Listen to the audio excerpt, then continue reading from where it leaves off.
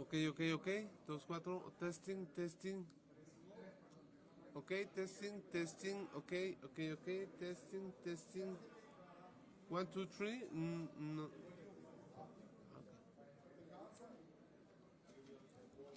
Ok. Bien que le dé ganancia. Sí. Pero no tenemos modo de darle ganancias, güey.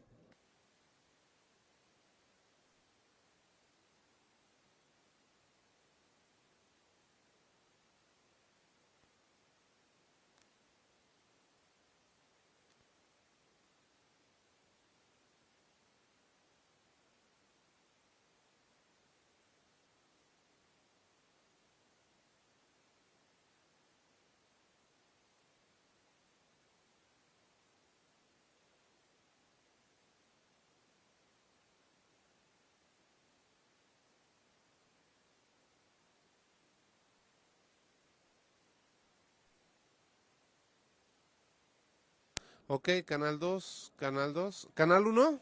Ok, canal uno, ahí está canal 2. Ok.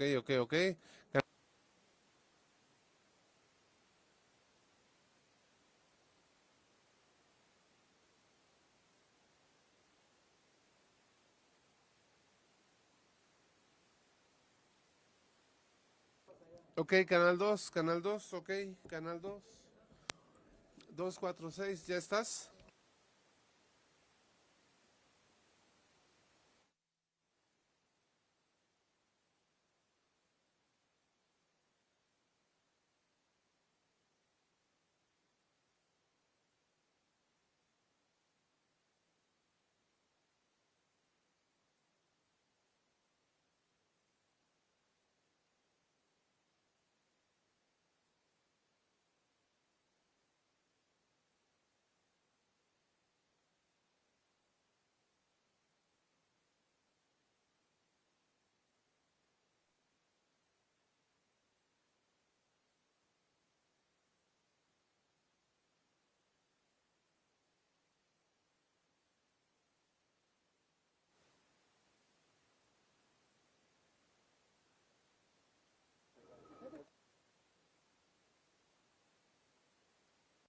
De ahí, para que vea.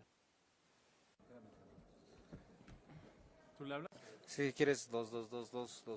Ahorita si es en francés, me hablas del francés. 2, 4, 6, 8, 10, 12, 14, 16. 1, 2, 3, 1, 2, 3, 4, 5. 1, 2, 3, 1, 2, 3. Testing. Sí, testing. 1, 2, 3, 4, 5, 6, 7, 8. 1, 2, 3, 1, 2, 3. 1, 2, 3, 4. ¿Ya? Dile a Carlos que vea el del presidente, no vaya a ser que ya la hayan cambiado.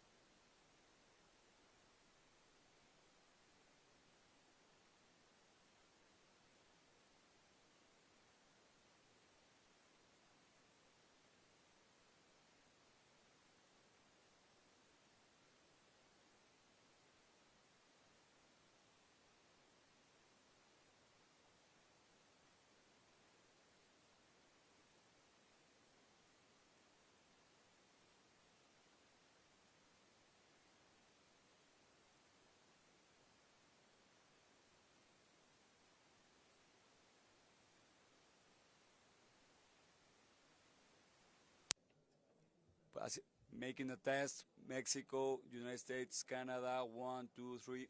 Okay.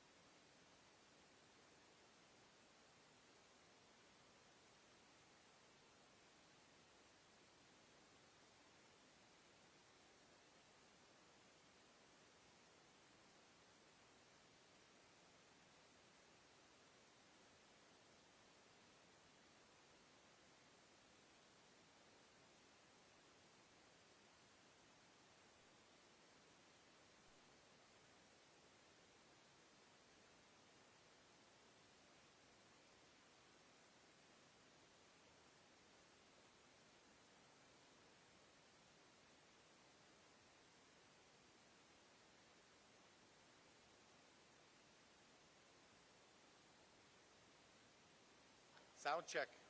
Sound check, 1, 2. Canada, 1, 2, 3, 4, 5. Checking and testing, 1, 2, 3, 4, 5. Mic check, James, 1, 2. Thumbs up, 1, 2. Checking and testing, everybody happy? 1, 2, 3, probando, prueba de audio, 4, 53, 54, 32, 33, Test. prueba de audio, Sound check. Sound 22, check. 24, 26, 1, 2, 28, 3, 30, 4, 5, 6, 7, 8, 9. Can you hear us? Can you hear the booth? 38, The 40, interpretation? 52, 1, 2, 54, 3, 56. testing. ¿Están bien? English Prueba de channel. audio, 1, 2, 32, 3. 34, Okay. 58, 100, Testing. 200, 1, 2, 3, 300, 4, 5, 6. 22, 24, prueba de audio, Testing 48, again. 56, 1, 2, 3, 58, 4, 5, 60, 6, 7, 62, 8, 9, prueba de audio, 10. 22, 24, Sound check. 26, Sound 28, check. 30. Testing. Third one. American.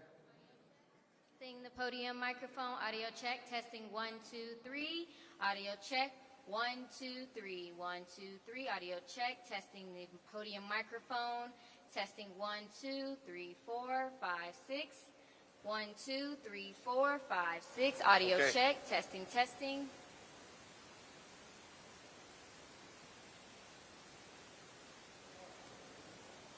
Audio check, testing 1, 2, 3, 4, 5, 6, 7, 8.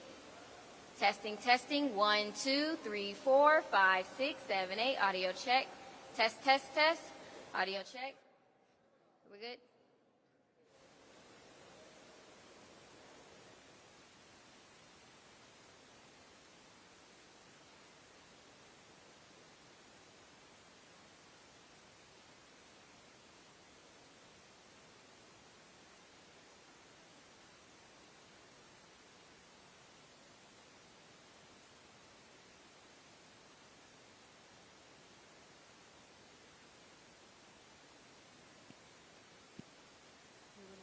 Muy buenas tardes.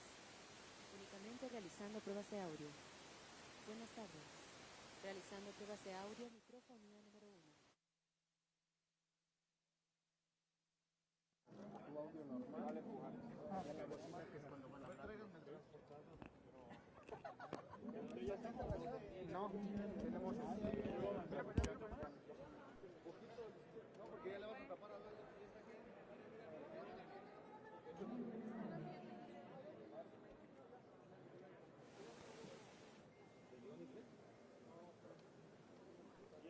Muy buenas tardes. Presidente Constitucional de los Estados Unidos Mexicanos. Licenciado The constitutional president of the Mexican United States, Mr. Manuel López Obrador, good afternoon. Sound check, 1, 2, 3.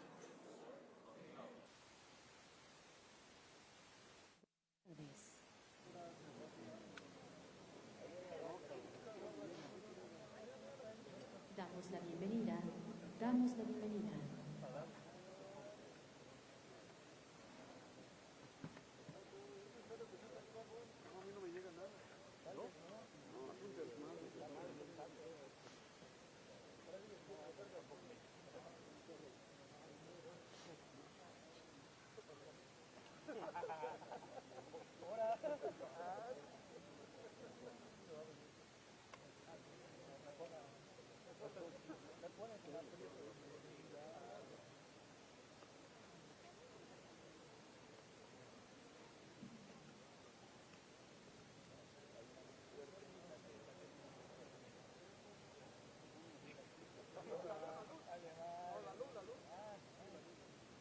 Sí. Sí, sí. Sí, ok, ok, ok.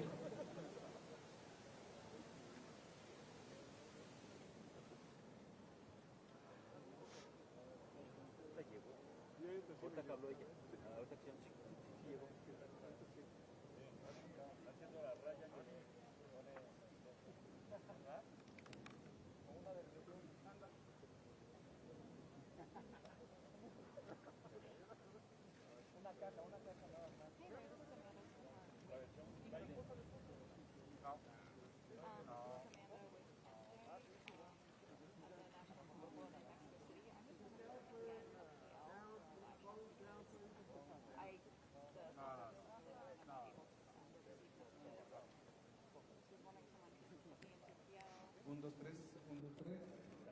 Inalámbrico. Testing again, 1, 2, 3.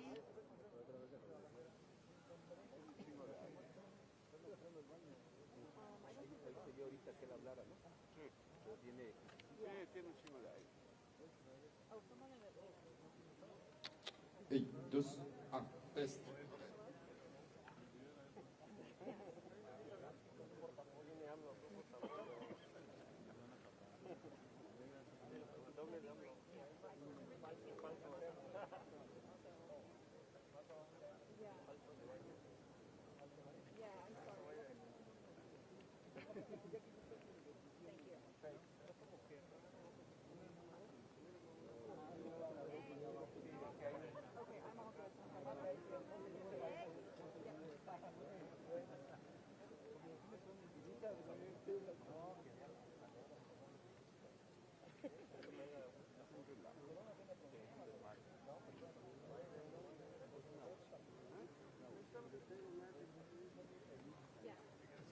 Check, check, 1.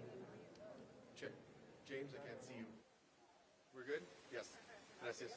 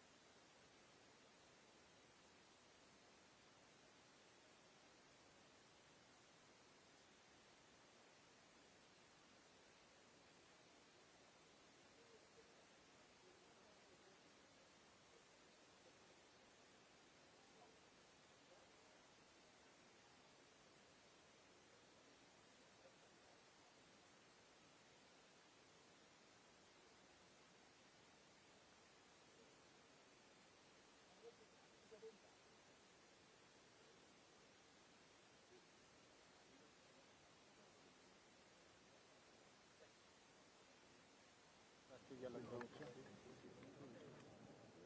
Yo ahorita lo tengo que hacer así, porque si no... Bueno, al menos agarraste el español de acá, ¿no? No, el inglés no, ya nada. Ya no. No. Ahorita nomás queremos cómo llega ya, que viene siendo el 2. No, este también.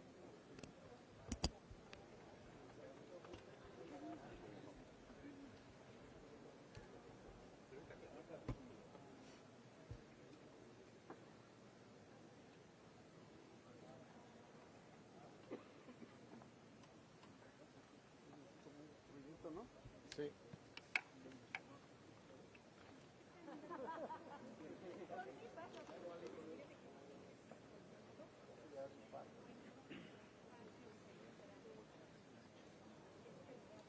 Ahorita habló con esto por la bocina. Sí, por la bocina sí está bien. Está limpia la bocina. No, yo creo que la bocina Está limpia la bocina. Sí, Sí, está no, bien la limpia. bocina nada más. Hey, Bree. Over in the corner. Thank you.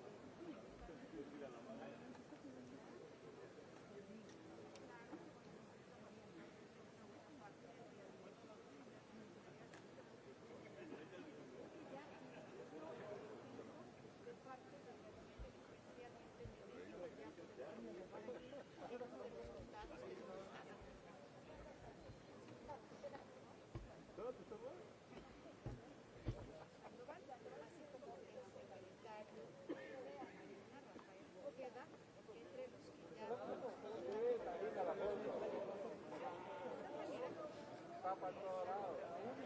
La portada para todos.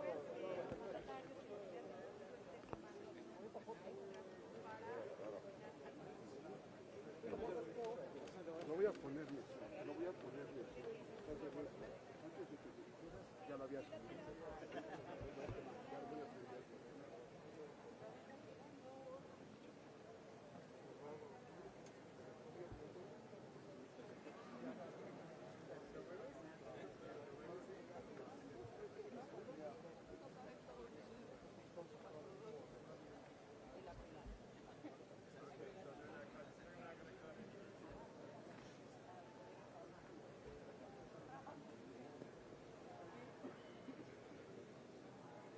¿Qué onda, Gualberto? Oye, levanta la mano.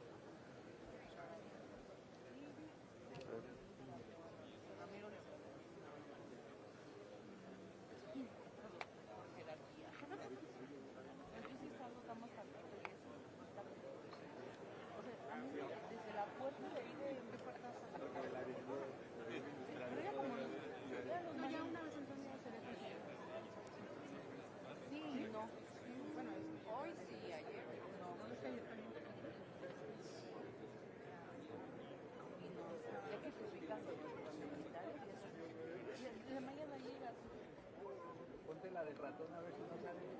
Oye, el ratón.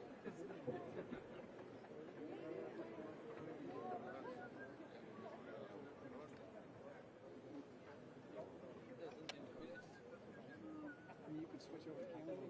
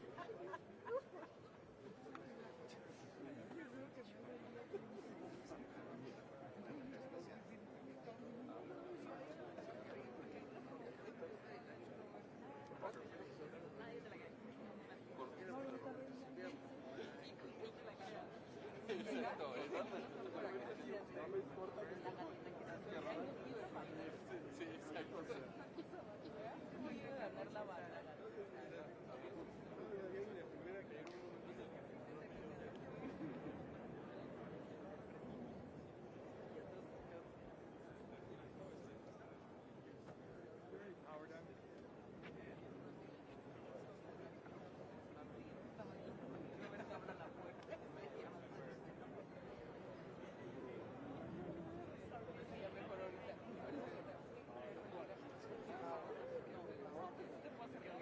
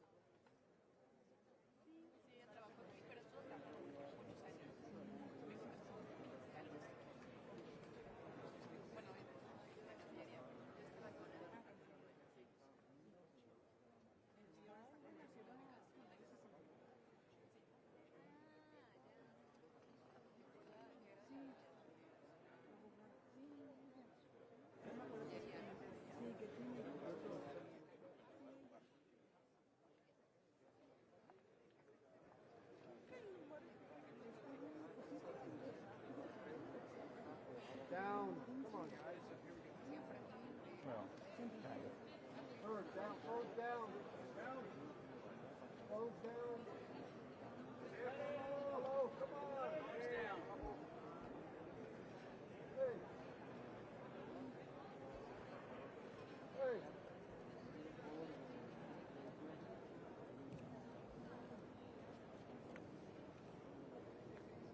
Corners to target.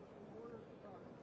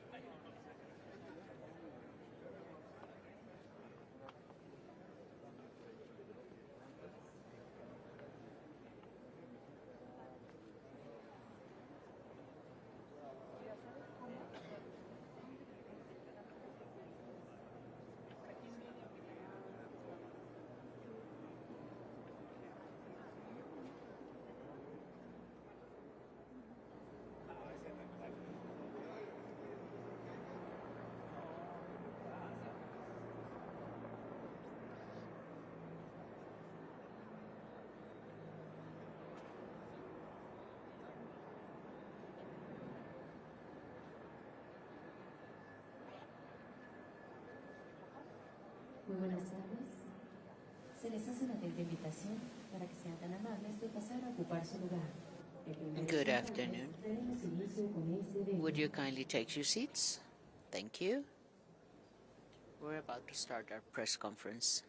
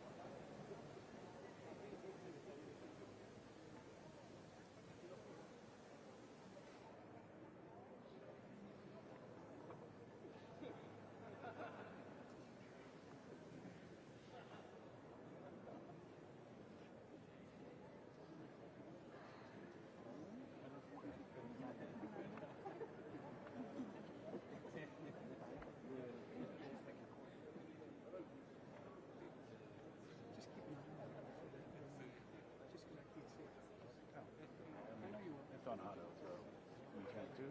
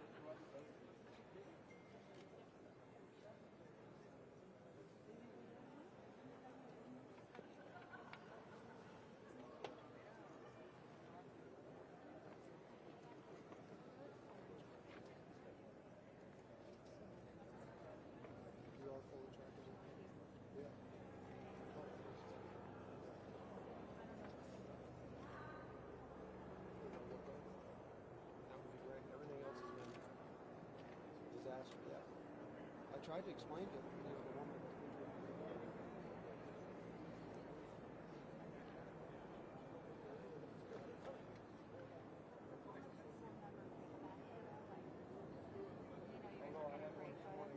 I can't wait to see it.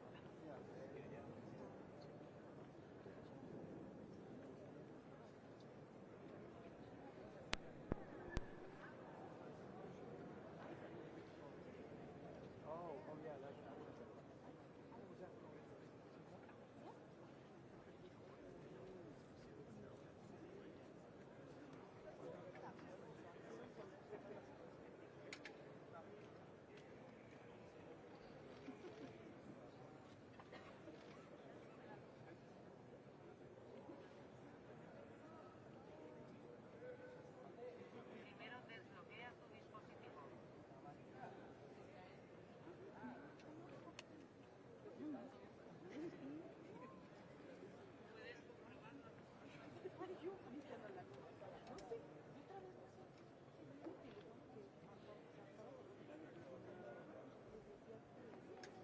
I don't know what Wayne.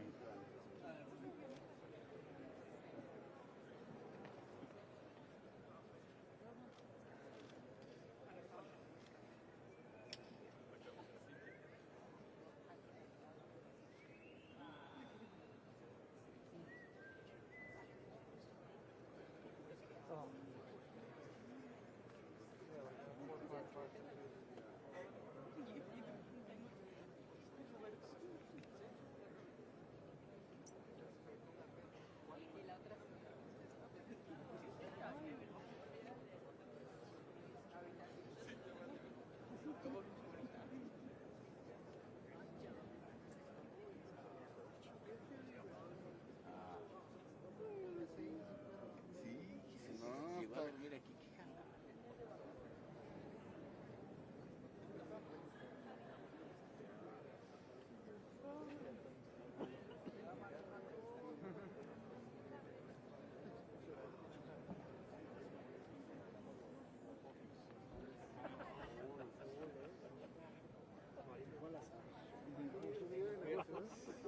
Escaleras para fotógrafos. Tenemos soporte especial para que pasemos mucho tiempo parados. Y un espacio aquí al frente justo para el monopié. Algo así, deja aquí. Una foto arrancada.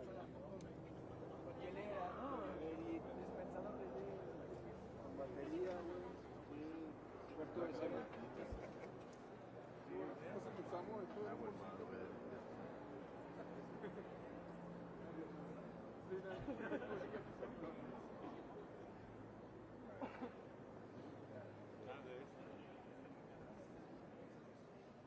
Poor Jason.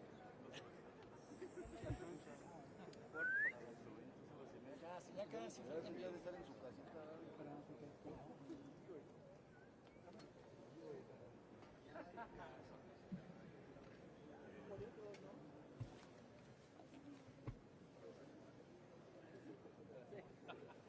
Traigo velas.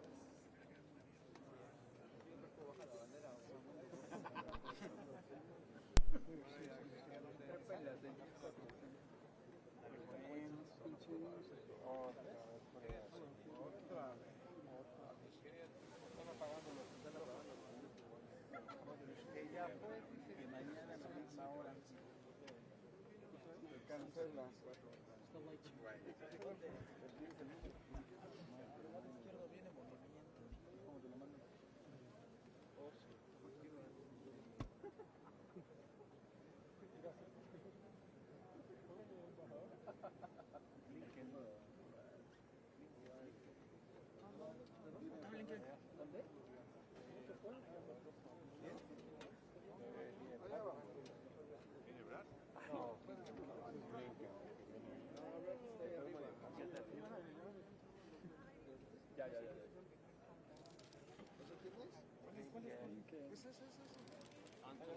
¿Qué está pasando? Me puedo pasar de frente. Ahí va a llegar aquí.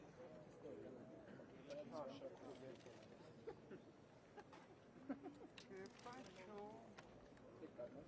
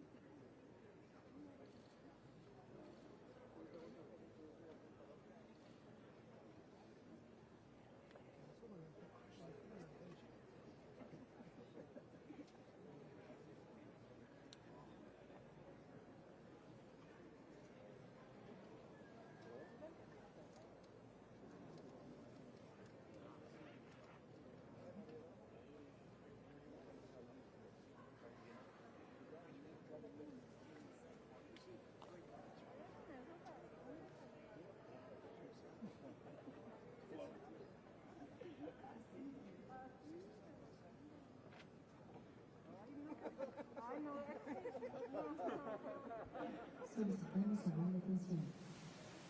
Se les invita a pasar a ocupar su lugar, ya que en breves instantes daremos inicio con este evento. Por su atención, muchas gracias.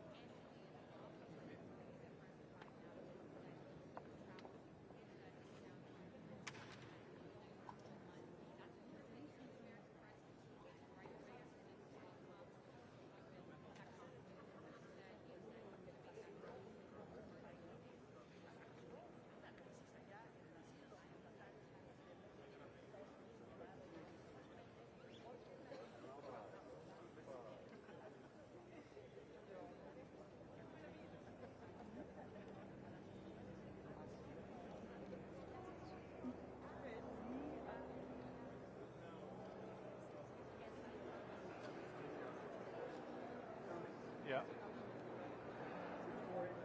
Canada says Canadian time or US?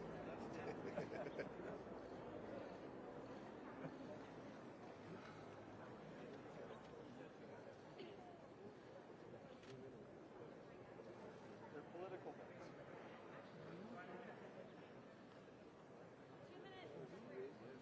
2 minutes. Is that a sour 2 minutes? Presidential 2 minutes, but not quite as long.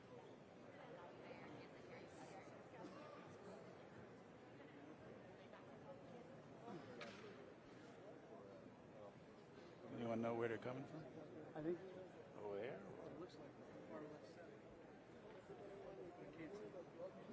¿Dos minutos?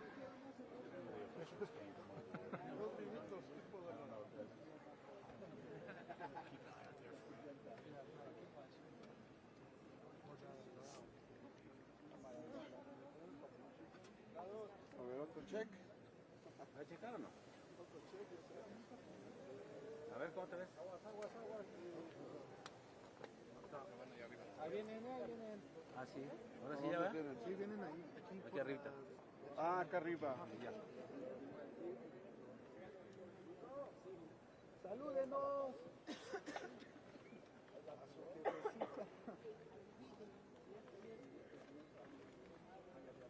No, pues no.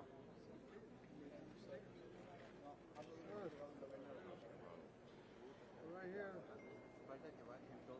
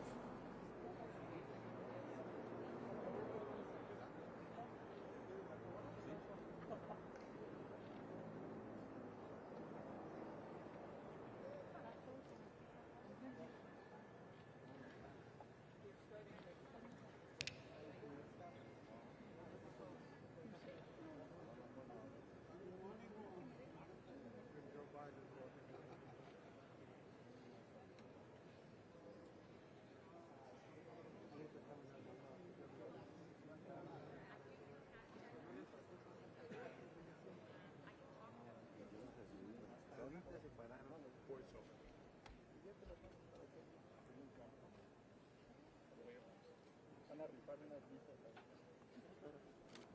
Esa va a ser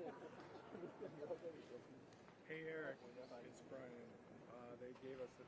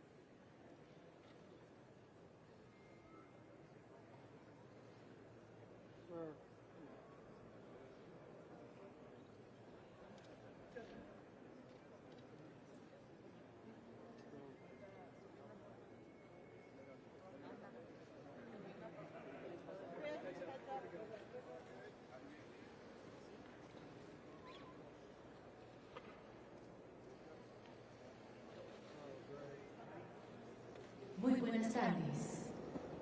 Damos la bienvenida al presidente de los Estados Unidos mexicanos, of the United licenciado Mexican States, Andrés Mr. Manuel Andrés López Manuel Obrador. López Obrador. Lo acompañan With him, el excelentísimo señor His Excellency Joseph Biden Jr., Joseph Biden presidente Jr., de los President Estados of the Unidos United de States of América, America, y el excelentísimo and señor His Excellency Justin Trudeau, Mr. Justin primer Trudeau, ministro de Prime Canadá. Minister of Canada. También contamos And con las respectivas we delegaciones, also have their representantes respective de medios de delegations, comunicación, representatives y quienes of the nos siguen media, por internet a and través people de following redes us through sociales. internet, through the Reciban social todos media.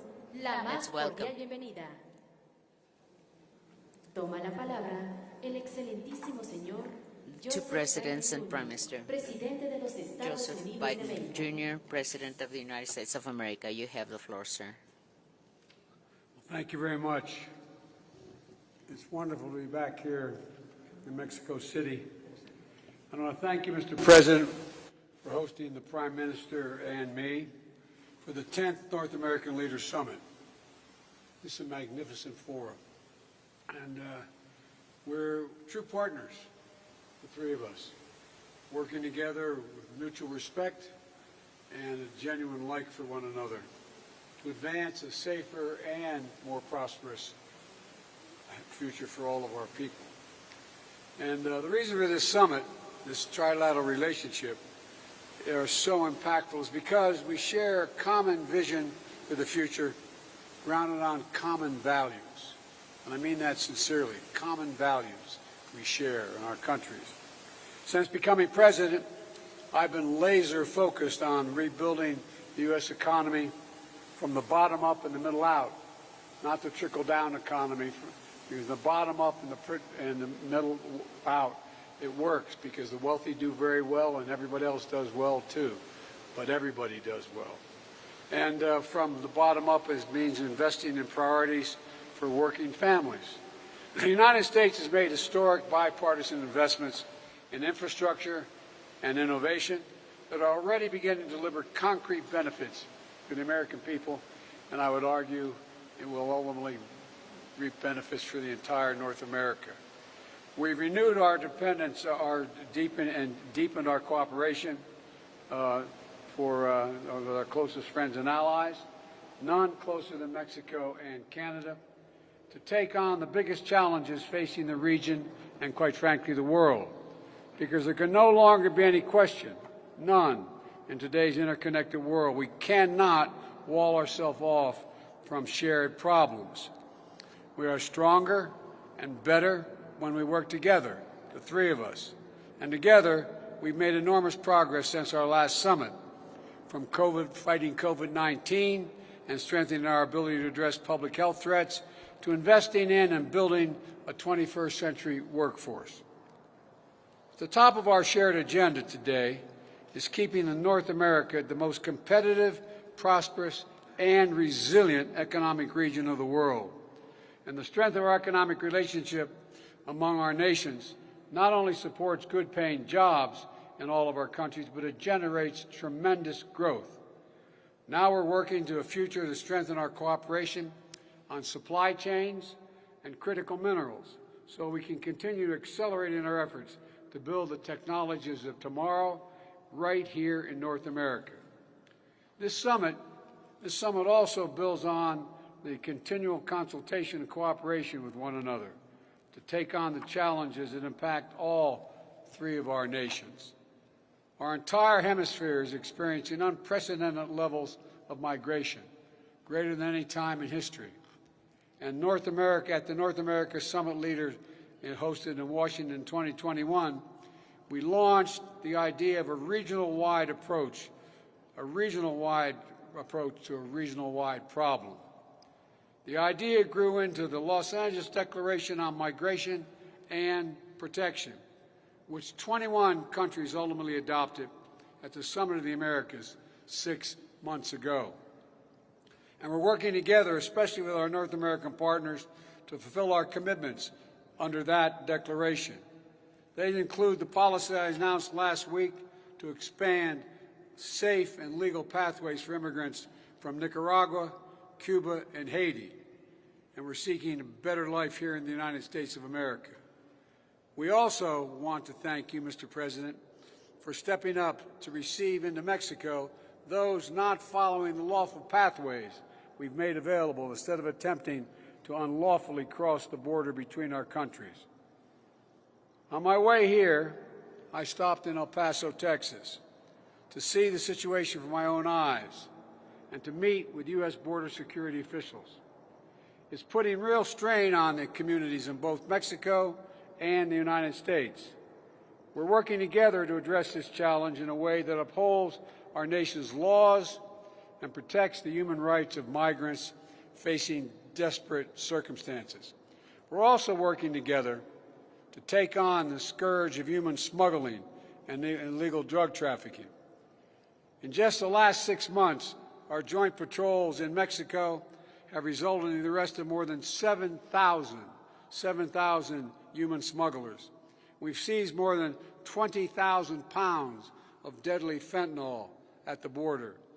And today, we've discussed how all three of us can continue to deepen and strengthen our shared efforts to cut off the flow of illegal fentanyl, including by tackling the precursor chemicals used in synthetic drugs as we go after the laboratories where they're made and the stash houses where they're stored.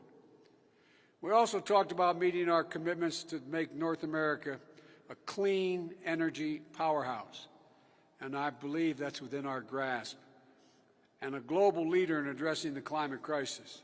That means working together to promote zero-emissions vehicles, to build charging stations for electric vehicles that are compatible across our international borders.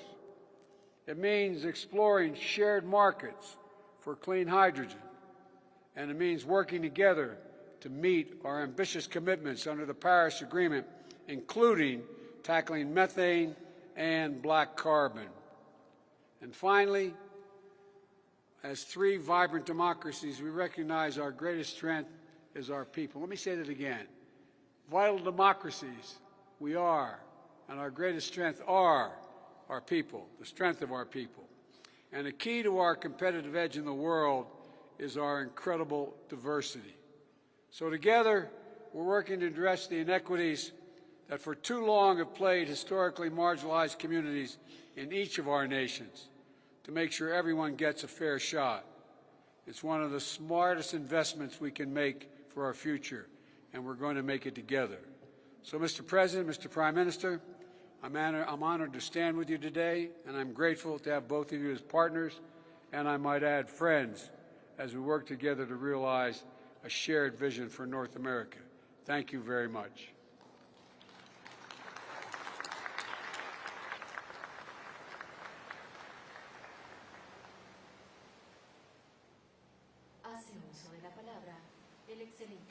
Let's give the floor to His Excellency, Prime Minister of Canada, Justin Trudeau. Bonjour, good afternoon, buenas tardes. Hello, good afternoon. President López Obrador, mi amigo, thank you for having us here in Mexico City. President Biden, my friend, thank you for all your hard work and your valuable insights at today's meetings. As a continent, we are unique. We are three large democracies committed to freedom, human rights, equality, and creating real opportunity for everyone. We share deep ties as friends and trading partners. Au cours des 30 dernières années, les économies du Mexique, des États-Unis et du Canada sont devenues intimement liées grâce à l'ALENA. Tied because of NAFTA. This trade agreement helped our economies grow and created millions of good employments, and the trade amongst our borders drew investors from the world over. Among the most competitive in the world. It makes sense why. Combined, we are home to 500 million people. We have an extraordinarily strong innovation ecosystem. Our combined GDP is larger than that of the European Union. And as leaders, we are all dedicated to driving economic growth that supports the middle class and those working hard to join it. These are all foundations of a strong and resilient continental economy. People remember what happened just a few years ago when the certainty of this partnership was in question. Investors, businesses, workers, and citizens all worried about what would happen. When free trade is at risk, that isn't good for competition in the global market. Thankfully, the belief in free and fair trade won the day. We renegotiated and we got an even better deal. To put it simply, we are and always will be stronger together. The world today is facing a lot of uncertainty, with the rise in authoritarian leaders causing global instability and the high cost of living putting stress on families at home. It's important that we come together as leaders and as friends to look at ways to make our economies more resilient. Today we discussed how we can build reliable value chains on this continent for everything from critical minerals to electric vehicles to semiconductors. This is good for workers, good for consumers, and good for communities across our countries.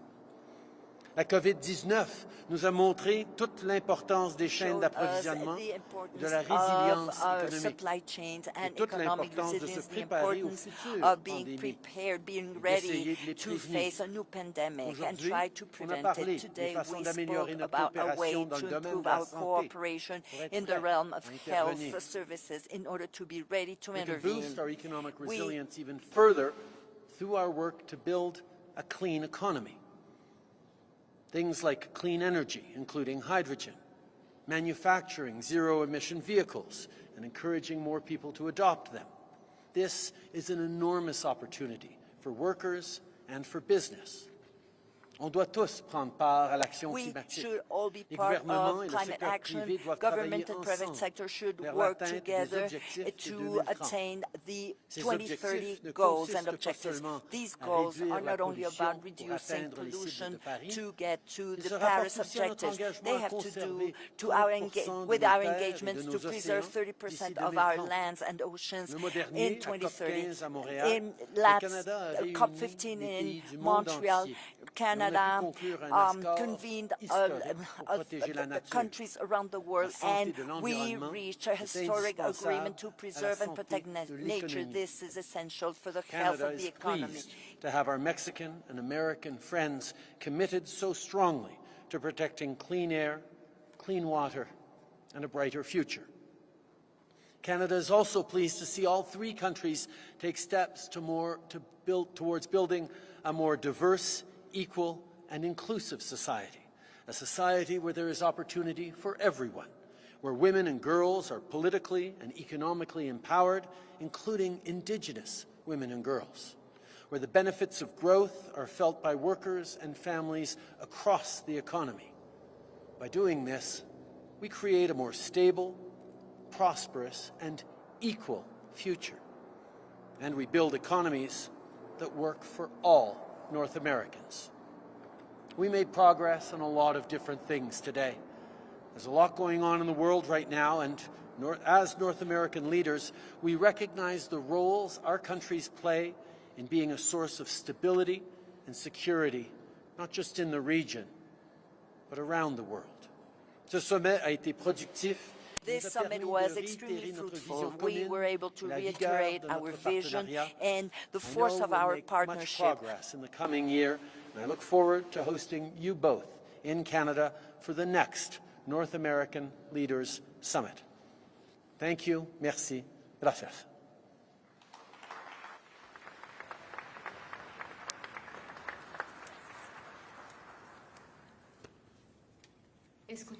Now, let's give the floor to Mr. Andrés Manuel López Obrador, President of the United Mexican States. I want to thank, in a very sincere fashion, the participation of President Biden and the Prime Minister of Canada, Justin Trudeau, and also the participation of their respective wives, Jill, Dr. Sophie, and I also want to thank their delegations and teams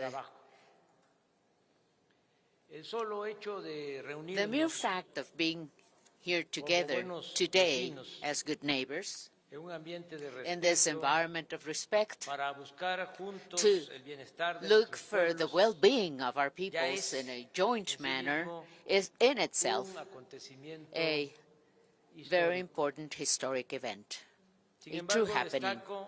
Nonetheless, I wanted to highlight that we've agreed on strengthening our economic, trade, commercial relations, and for that we're going to be creating a joint committee aimed at planning and substituting imports in North America so that we may try to be increasingly self-sufficient in this part of the world, and to turn development cooperation into a reality, as well as the well-being of all the countries of our continent. We want that to be a reality. The United States, Canada, and Mexico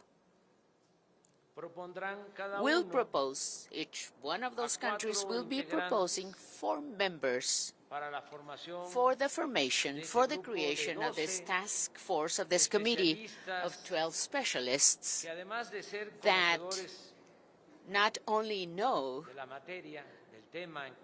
this issue we are going to be working on, but they will also have our absolute trust to motivate, to persuade, and invite the business community, workers, public servants of all 3 governments, and to convince them about the importance, the transcendence of being united in North America, and for us to be able to seek from here on this unity in everything we do throughout the American continent. On the part of Mexico, in this group, we are going to be represented by Foreign Minister Marcelo Ebrard, Rogelio Ramírez de la O, Finance Minister of Mexico, Raquel Buenrostro Sanchez, who is the Secretary of Economy, and Alfonso Romo Garza, who represents the business community. He's an independent businessman, Mr. Romo is. And we also discussed, as a priority issue, economic, commercial, trade integration, as I have already expressed, of the entire American continent, and the well-being of the peoples, and the new relations of cooperation, leaving behind interventionism, hegemonic interventionism. Let me do a set-aside here to express my acknowledgement, my recognition to Prime Minister Trudeau and President Biden for the way which has been so solidary, in which they've acted, in which they are acting vis-a-vis the attempt of coup d'etat in Brazil.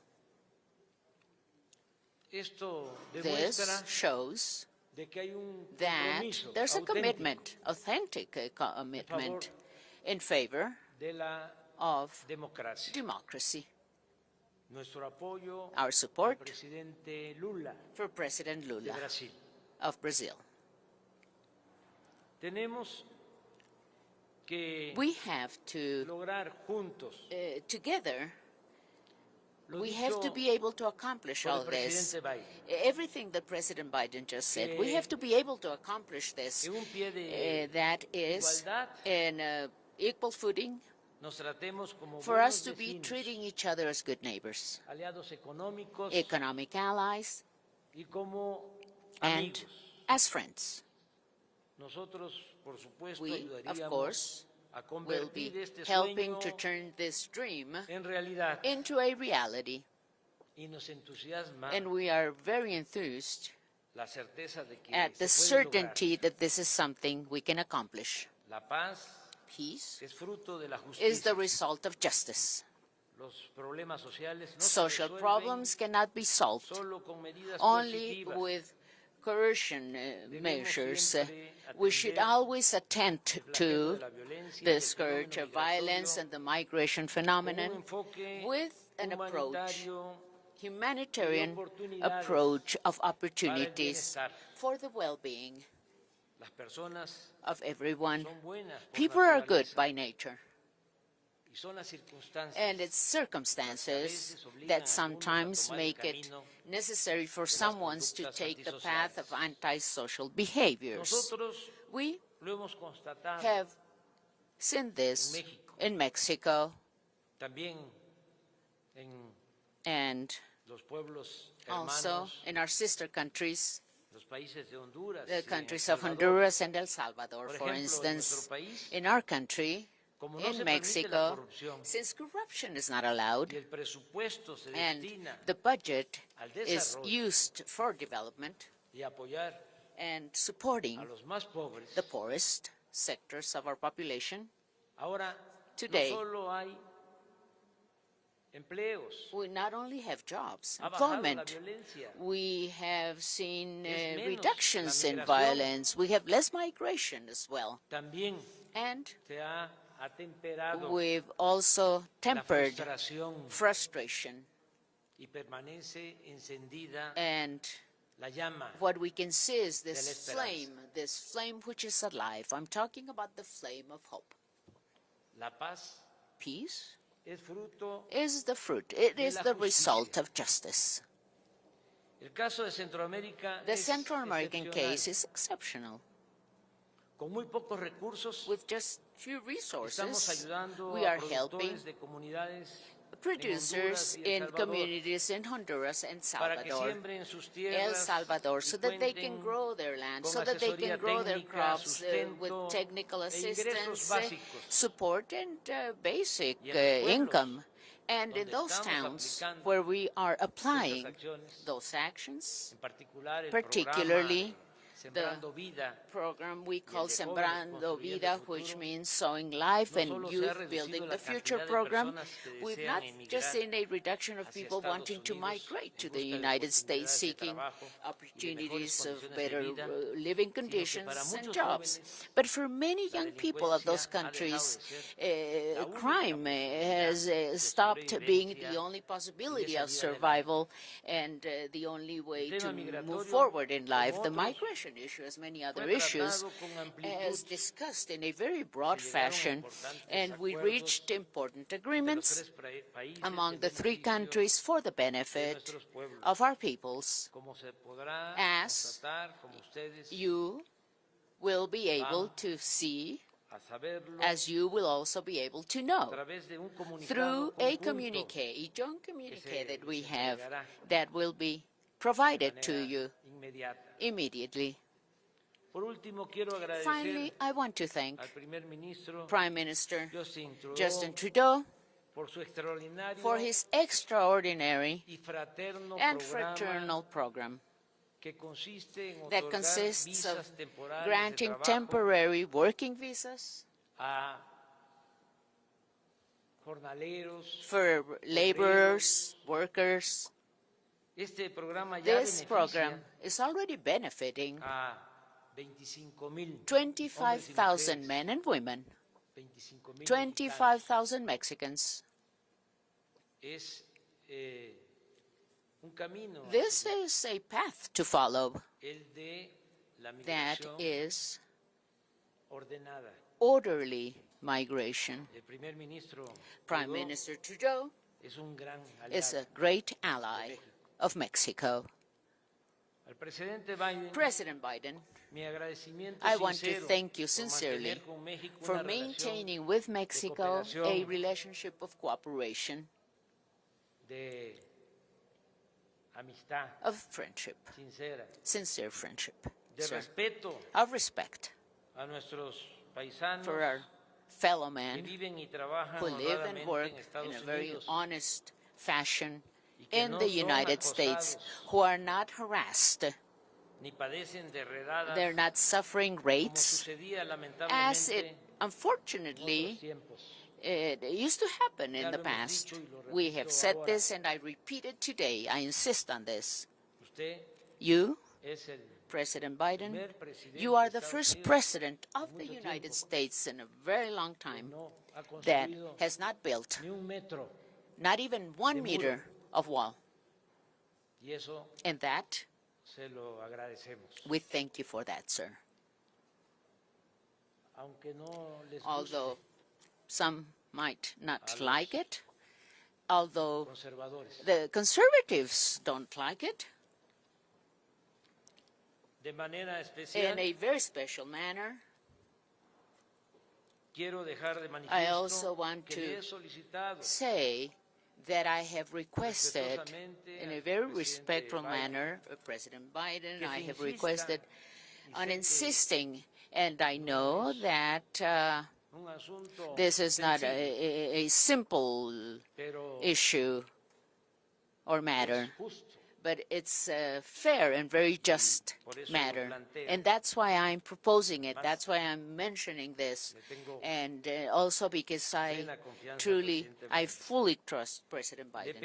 I've asked President Biden to insist before the U.S. Congress to regularize the migration situations of millions of Mexicans who have been in the States, working, living in the United States, and contributing to the development of that great nation, which is the United States of America. I have reaffirmed that President Biden is a man with convictions, who maintains principles, ideals to guarantee, to ensure, as many others, men, women, in the United States and throughout the world. And the Statue of Liberty never, never, ever should become a symbol, a void, an empty symbol. Let me conclude by saying that my professor, great poet, Carlos Pellicer, my master, my teacher in 1930, he said that the wish of freedom, of liberty, is the biggest fruit that has materialized, that is in the heart of humans. To be doing that, we have to be free. The sentiments of justice are the children of freedom, of liberty. Never, ever being slaves will we be able to be just and fair. Thank you very much.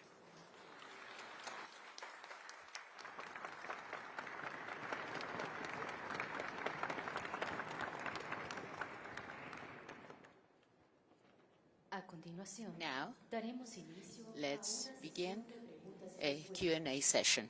Ladies and gentlemen, and the U.S.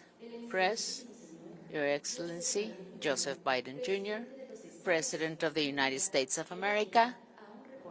Yes, we'll take a question from a journalist, a reporter from the United States, please. All right.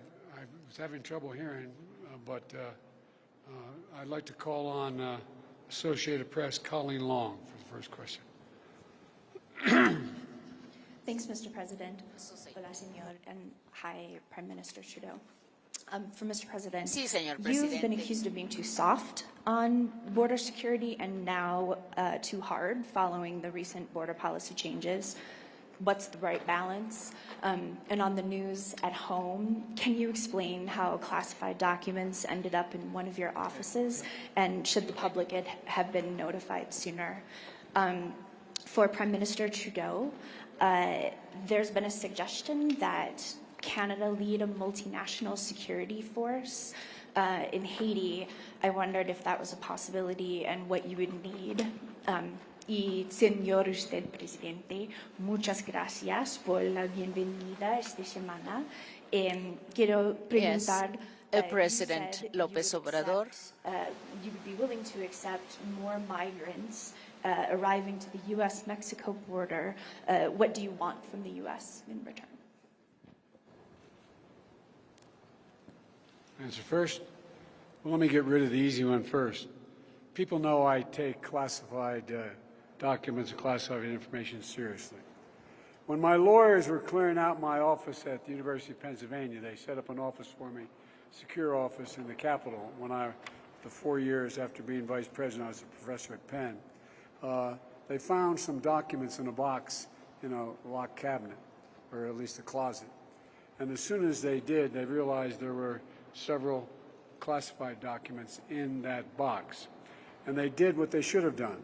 They immediately called the archives, turned them over to the archives, and I was briefed about this discovery and surprised to learn that there were any government records that were taken there to that office. But I don't know what's in the documents. My lawyers have not suggested I ask what documents they were. I've turned over the boxes. They've turned over the boxes to the archives, and we're cooperating fully with the review, and which I hope will be finished soon, and there'll be more detail at that time. The first question now I forgot. Your first question related to?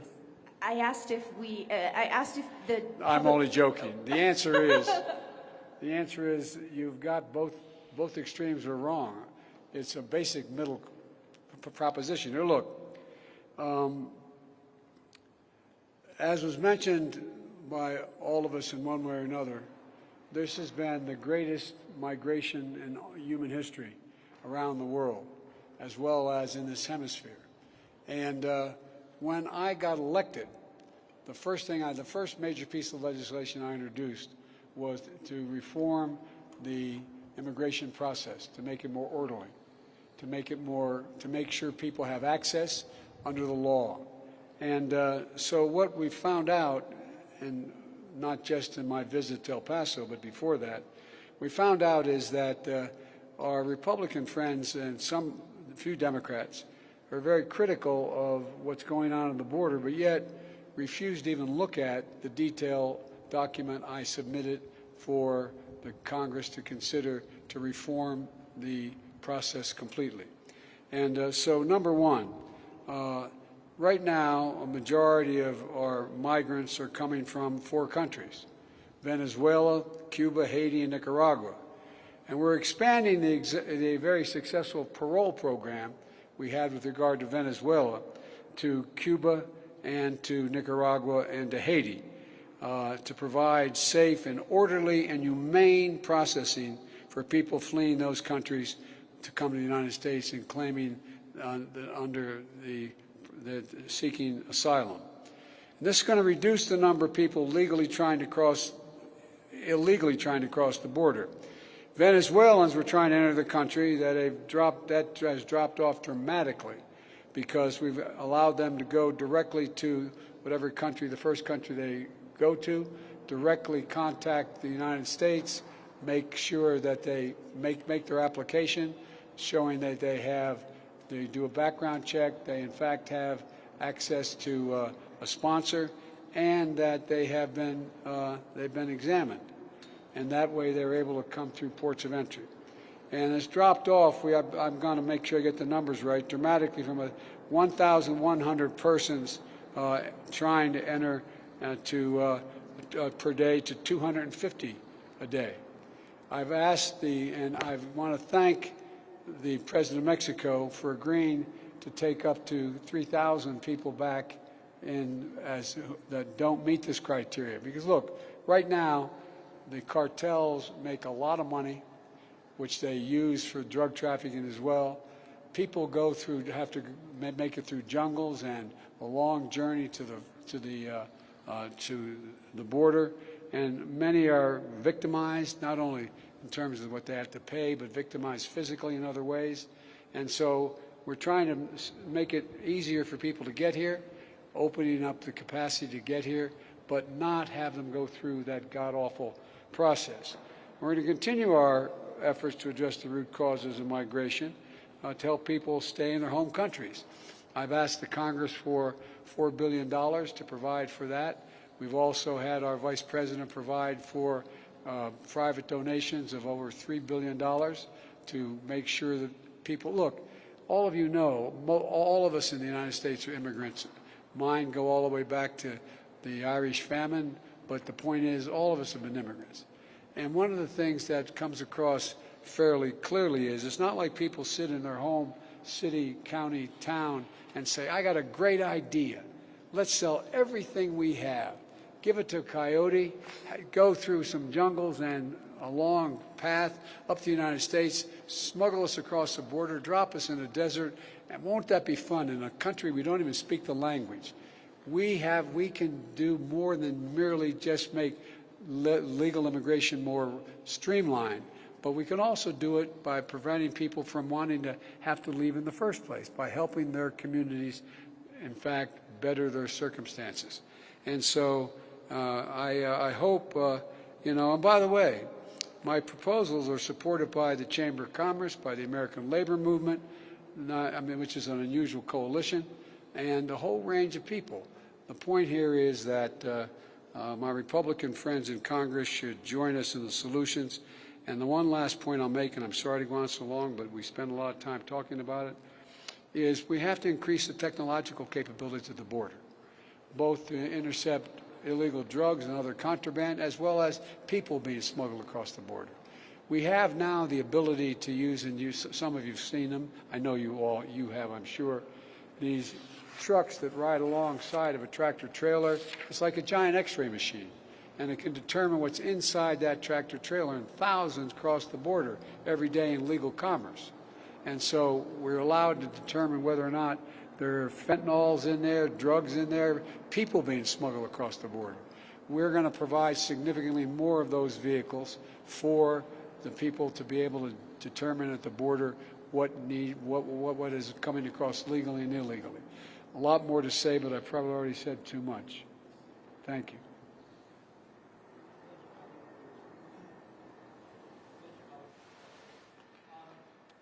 Por parte de la prensa de Canadá, preguntará David Cochrane de CBC. David Cochrane, al CBC, excelentísimo señor from Canada, Justin Trudeau, will primer be ministro de Canadá.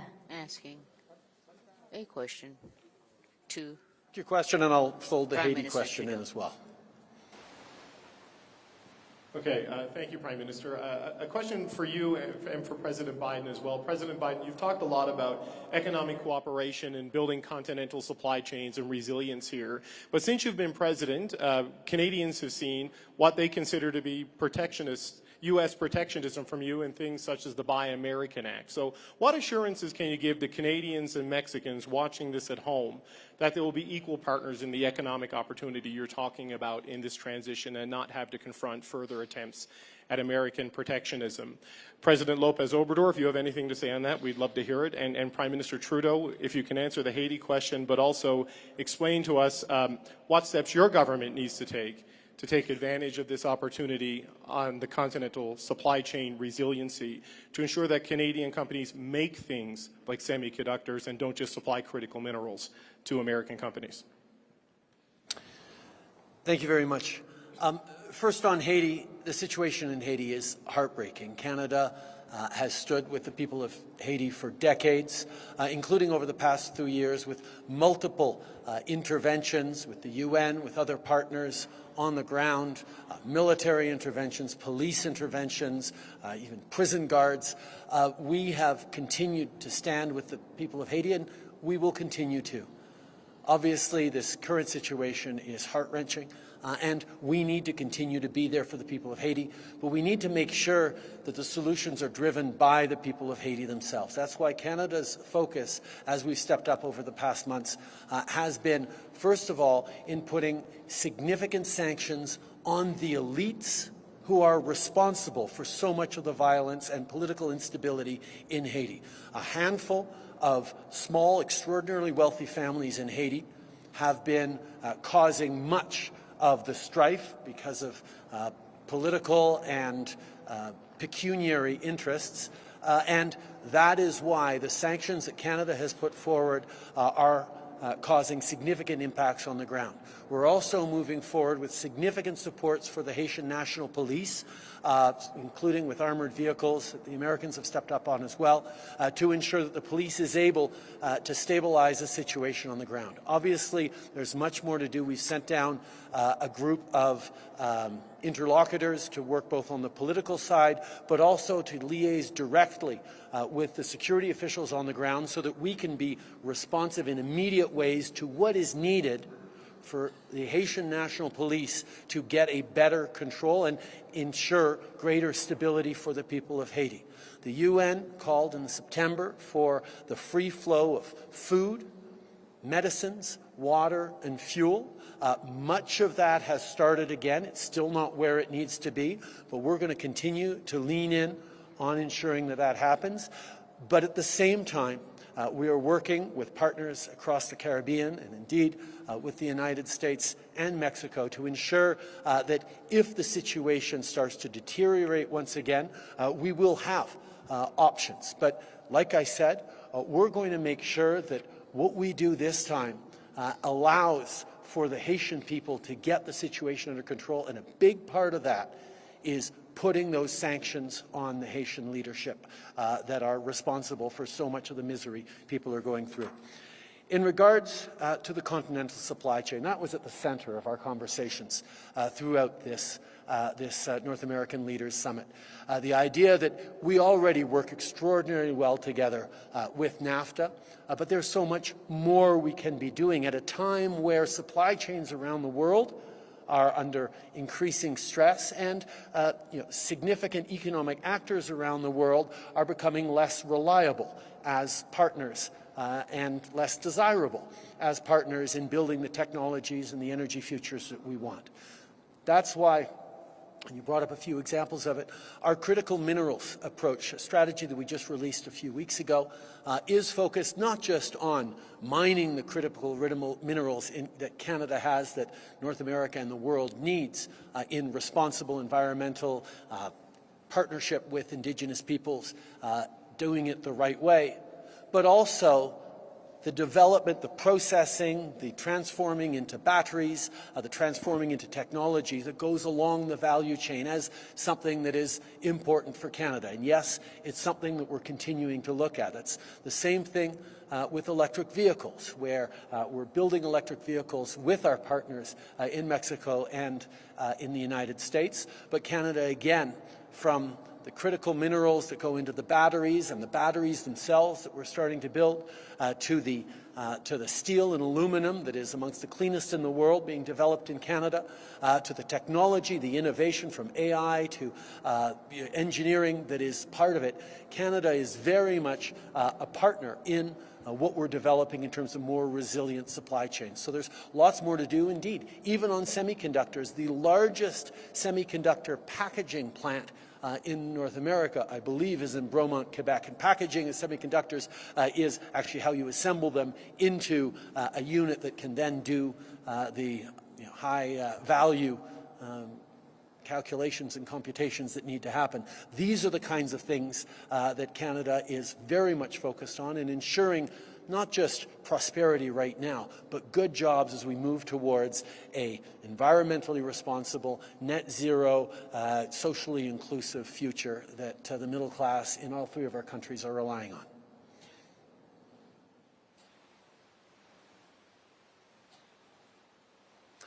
Oui, brièvement en français.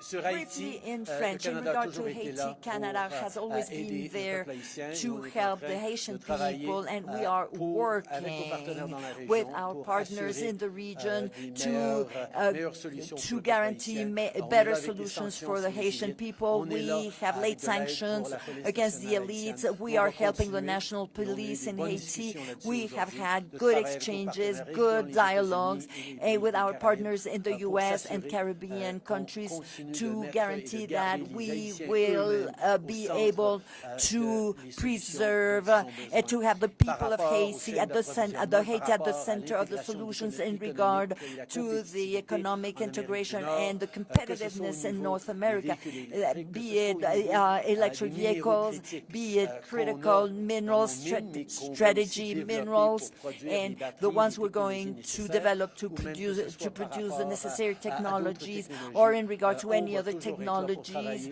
in order to work together, because we know that North America can offer many solutions, great competitiveness to the rest of the world, and we are a true force to reckon with in our continent. Por parte de la prensa de México, preguntará Sara Pablo de Grupo Fórmula. Sara Pablo of the Formula Group will pose a question to the constitutional president of the United Mexican States. Yes, good afternoon, presidents, prime minister, and we have a few questions for President Biden. I know that recently you announced the United States will be receiving citizens from Venezuela, Haiti, Cuba, and Nicaragua. What is the time frame, and are you thinking of expanding the number of people you will be receiving? And is this some other nations could be included? And what is the amount in technological improvements in the United States? And for President López Obrador, how will Mexico be prepared to receive all the migrants the United States will be expelling from its territory? And the new migration center in the southern part of Mexico, what is it all about? And then after this 10th summit, are we going to be seeing changes in migration policies and the way migrants are being treated? And finally, this is for President Biden, fentanyl. What concrete actions are you going to be implementing? What's the impact of the detention of Ovidio Guzman, because the cartel of the Pacific is one of the main fentanyl producers? And finally, another question on energy sector consultations. President Biden, Prime Minister Trudeau, did you discuss those discussions about the USMCA, the TEMEC? Very well. We did speak about migration in a very broad manner. Of course, there is cooperation with the U.S. administration, and at the same time, we have the commitment to protect migrants. What President Biden has proposed is absolutely true. If migrants cross our country, and in some cases they also go through other countries in Latin America to arrive in the United States, migrants are facing so many risks when they do that. Starting with the fact that they are victims of the traffickers, the smugglers, the human traffickers, known as the coyotes or polleros. And they charge migrants a high amount of money to take them northbound. Now, those polleros or coyotes have networks, and at the same time, they hire trailers, truck trailers. The box of the trailer, they can transport up to 300, 400 people.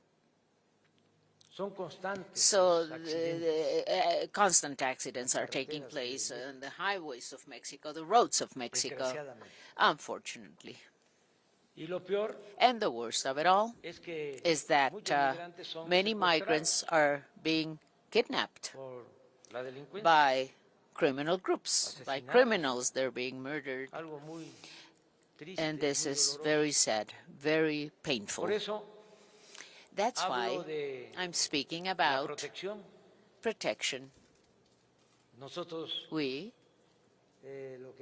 What we want is an in-depth solution. We've always said that people, just as President Biden said, people do not leave their towns, their countries, their families because they like to do it. This is not a pleasure for them. They do it because of the needs they have. This is a necessity. We've always said we have to look at the root causes of all this. We have to try for people to be able to work and be happy where they were born, where their relatives, their customs, their traditions, their cultures are. And we need to invest for that. We need to invest in development of the countries with more inequality and poverty. Because migration has to be an optional thing, not a forced situation. However, in the meantime, because we're of course doing everything we can to accomplish this, Mexico, with just a few resources, is helping. I have already mentioned that. We are working with communities in El Salvador and Honduras. We're going to be starting this in Guatemala and Belize as well. However, we do need to promote development even more and well-being to ensure, guarantee opportunities for those that are forced to migrate and leave their communities. We are not thinking of building any center in the southeastern part of Mexico, any migration center. We're not thinking of that. What we do is help with shelters, with health care services, with food services as well. That's the way we help migrants. And we do celebrate the fact that the U.S. administration has made the decision, rather, to have an orderly migration flow. In the case, for instance, of our Venezuelan brothers and sisters, and I understand that this plan will also be extended, will be expanded to benefit other migrants, other countries. We know for sure that since the announcement was made, saying that those permits, humanitarian visas, were going to be granted, in the case, for instance, of the Venezuelan population, we've seen a decrease in migration flows. People crossing Mexico to migrate. This has been a considerable reduction because this was announced in the United States, and this was made public everywhere, saying that 24,000 humanitarian visas or permits were going to be granted, and that the formalities had to be covered, the paperwork, although there are some requirements that have to be met. People decided to do it. So what happened was that a new path has been opened. It didn't exist before. Everything was arriving in the United States, risking everything, risking people's lives, of course, at the risk of their own lives. Now that this mechanism has been approved, people can file their own request, and this might take time. However, there's hope.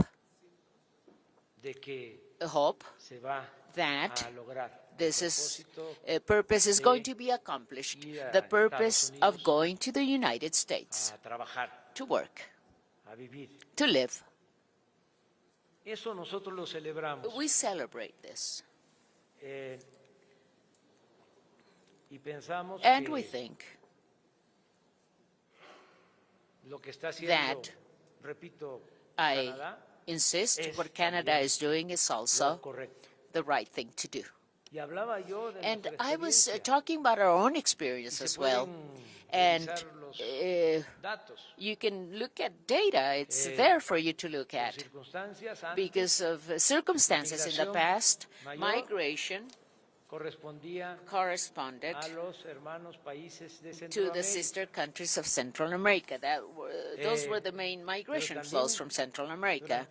But for a long time as well, Mexicans migrating who were going to look for a better living standard, who were going to look for a job in the United States.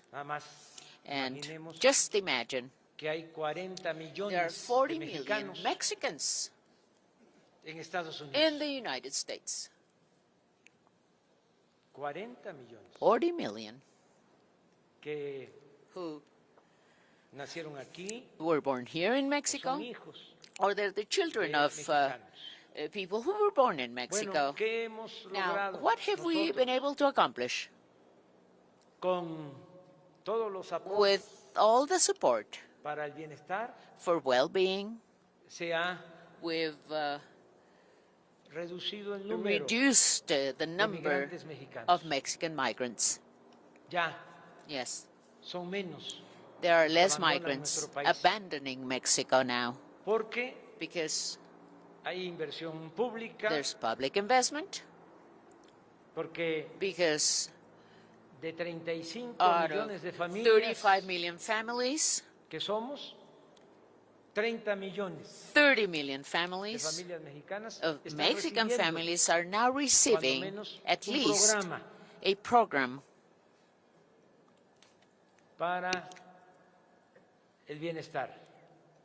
a well-being program. And this is a very direct manner of doing this here in Mexico.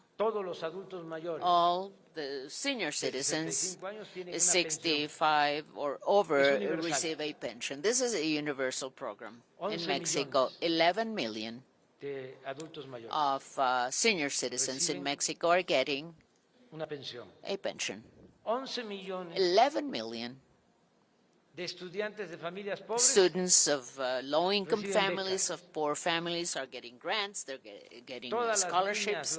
All the boys and girls with disabilities also have their own pension.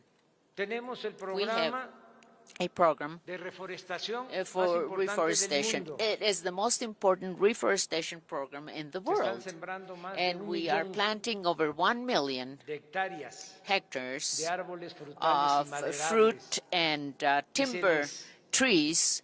And we are giving jobs to over 400,000 peasants that are growing and planting those trees. So then, all these programs help so that people may be staying in their own communities, in their towns. We built the Dos Bocas refinery, 35,000 jobs. We are now building the Mayan train, which is the biggest railroad works in the world because it's 1,554 kilometers. 1,554 kilometers in 5 states of Mexico. All the Maya region, which is one of the most important archaeological zones of the world. Well, there, people are working building this railroad system. About 300,000 people are building the Esa train. es So that's la really opción, ese es el the camino. option. That's the path to El follow. desarrollo, el bienestar. Development, well-being. Y yo And repito, I insist, I celebro que repeat, I tanto truly el celebrate gobierno de Canadá that como the el gobierno de Canadian Estados Unidos government and the U.S. administration as well estén are now atendiendo el problema attending migratorio to the con ese migration enfoque. problem with this type of Hay, approach. lamentablemente, It's quite lamentable otros that there are others, políticos, other politicians, otros gobernantes other presidents and public officials actúan who are acting hasta de manera inhumana. in a very inhuman Ahora, en manner. esta temporada de invierno, Right now in this winter season, for instance, por respeto, with all due respect, lo digo de manera I'm not directa, saying this in a very direct manner, un but what I'm gobernador saying is that, I mean, one of the governors de of nuestro país our vecino neighboring country cabezón todo un movimiento para headed llevar a movement to migrantes take migrants a Nueva York, to New York, a Washington, to Washington, y and dejarlos ahí just tirados. drop them there. Eso es politiquería. This is politicking. Eso es completamente This is inhumano. completely inhuman. Eso no This debe de should hacerse, not be done porque because hay there quienes are those se olvidan de who que forget todos somos migrantes. that we're all migrants. ¿Cómo se How is it that desarrolló esa gran nación que that es great Estados nation, Unidos? the United States, Con was developed migrantes. with migrants?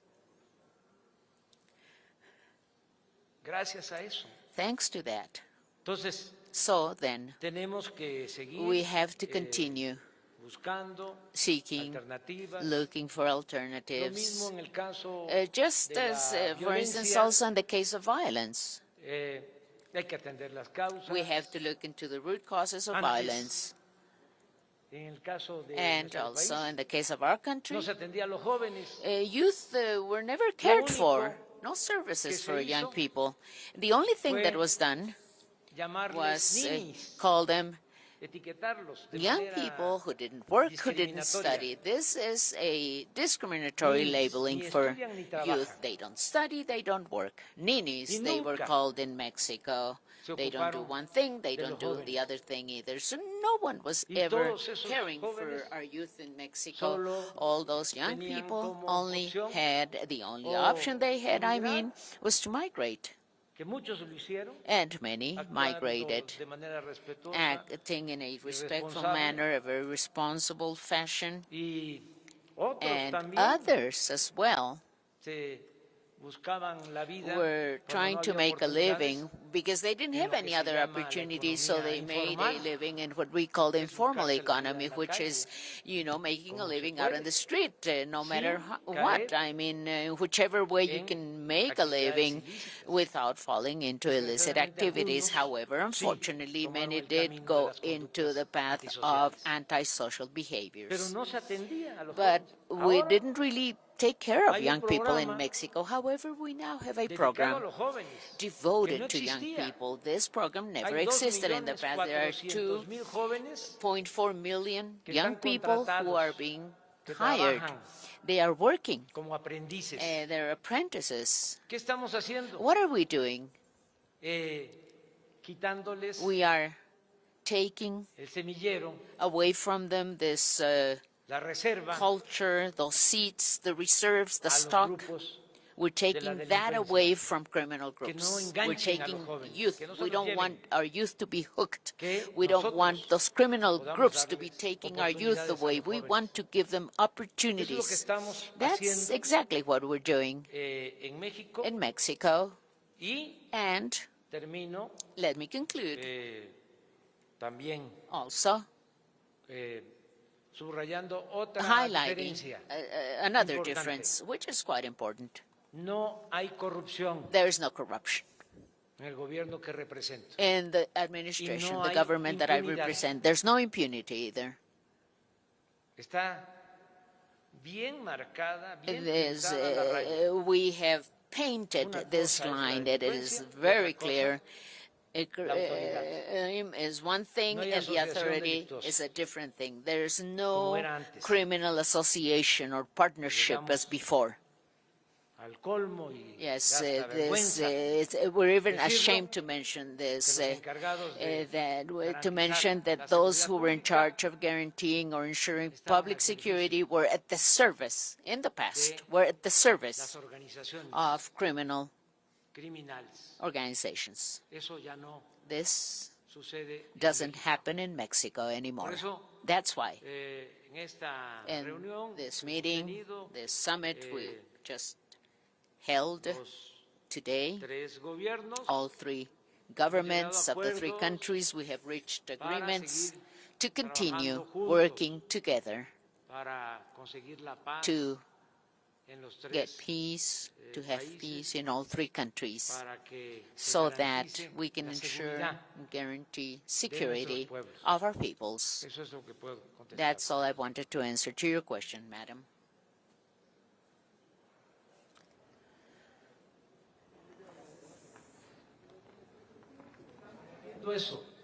Yes, we are doing that. Just as I was telling you that in the case of migration, first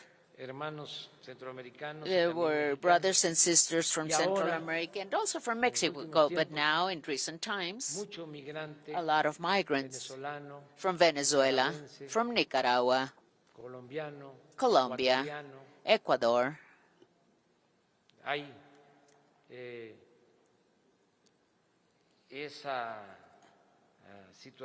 We do have a situation. This is these are changes in places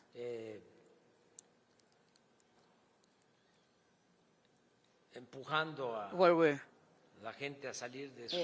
places where people being pushed or are being pushed to leave their towns, their place of origin for many reasons. With drugs, we have a case in point.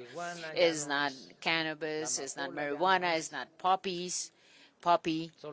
It's not only cocaine either. Now we have fentanyl and chemicals, which are some of the most dangerous type of substance and very harmful for people because they are causing so many deaths. So then, we're working on this in an organized manner. In the case of Mexico, this led us to make all the ports and the customs offices to be controlled by the armed forces in Mexico. All the sea customs office, because fentanyl and other chemicals come from Asia, and they are processed in labs, and we are avoiding the entrance of those chemical substances, and we are destroying labs.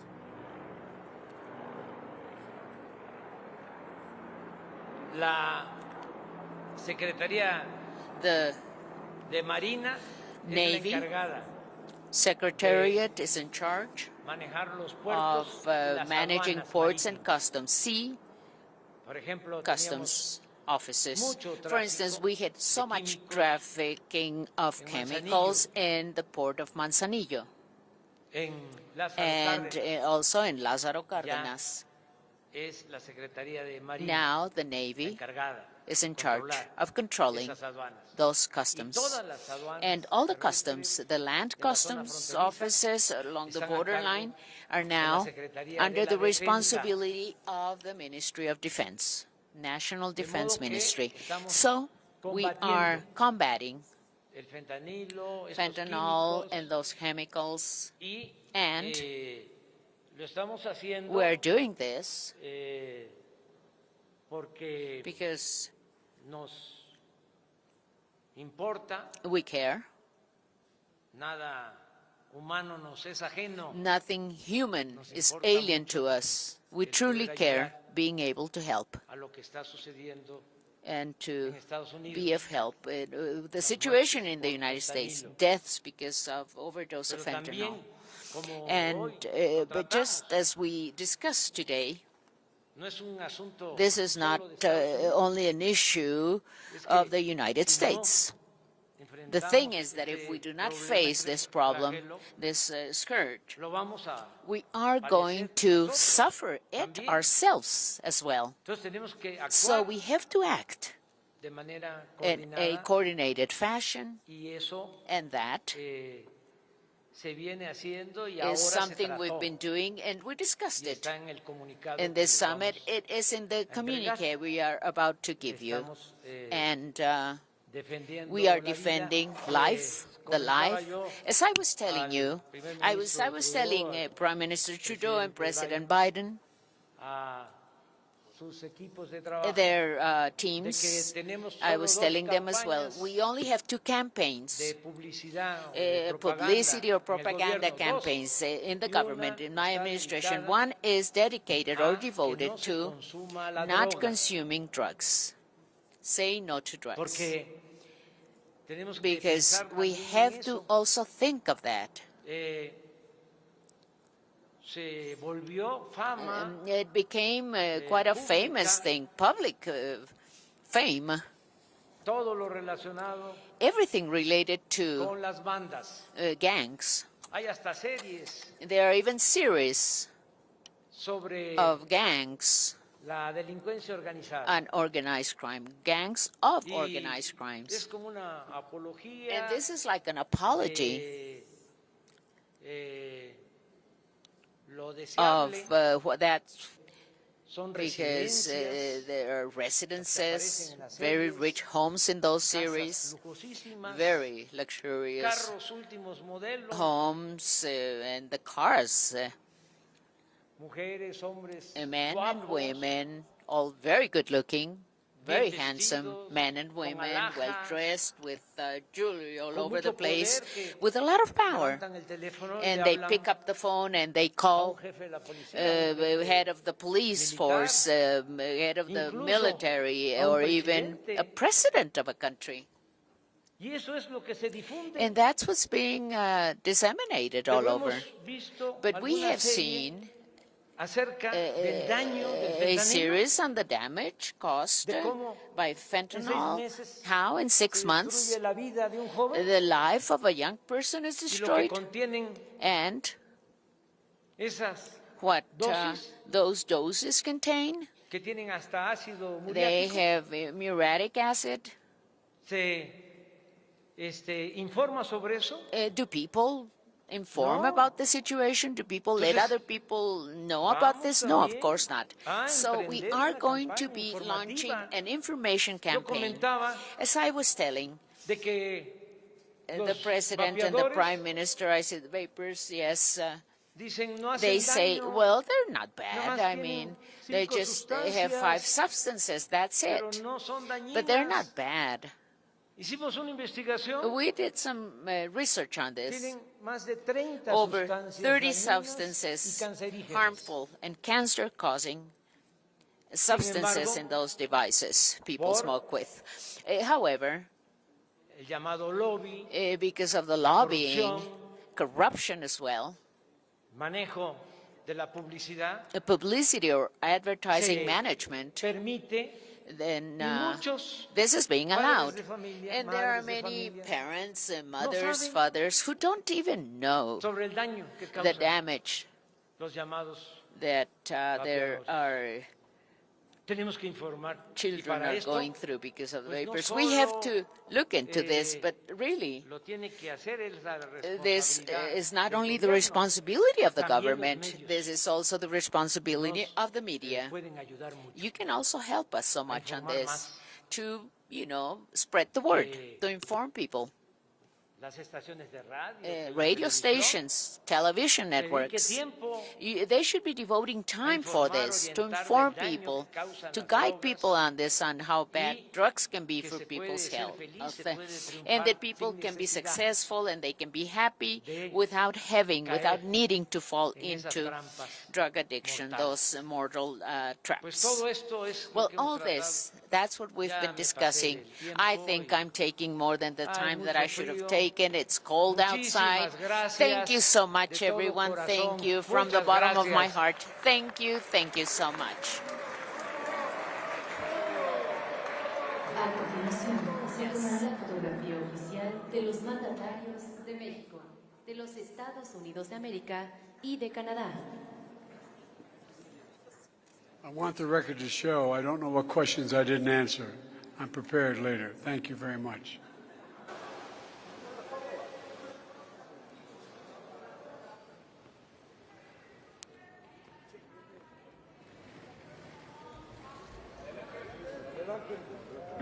Down the front. Down the front. Hold down.